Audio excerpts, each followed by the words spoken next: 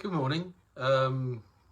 Just another short video. These won't be very long, but I just hope that they're useful tidbits if you're a PDI looking to become an ADI. And as I was thinking, we need to be able to deliver a great lesson.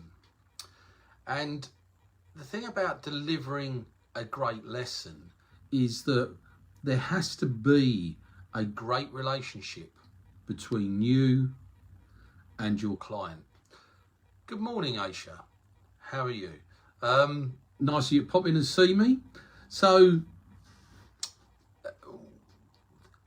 a tip, and I shall give a number of tips, but the relationship between you and your client is absolutely fundamental, and it is what allows learning takes place. And also, I suppose, value for money to be given. And, at Try Coaching Partnership, we have a saying: if you lose the rapport, you lose the learning. The relationship needs to be client-centered. It needs to be equal, and it needs to be based on the understanding that learning comes from within. That means that it doesn't matter how much you tell your clients, actually, they don't really learn anything unless they learn to work it out from themselves. And that is completely different to the way that ADIs used to be trained, when it was all tell, tell, tell. And in the industry, there is still very much of that alive and kicking, because we need to be able to give factual information.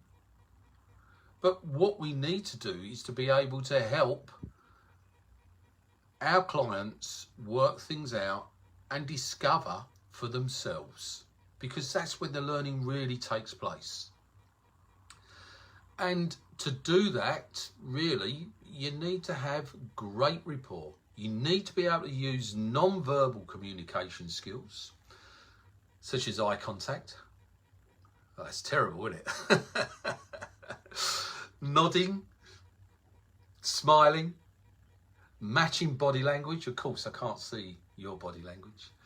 But above all, you must have unconditional positive regard for your client.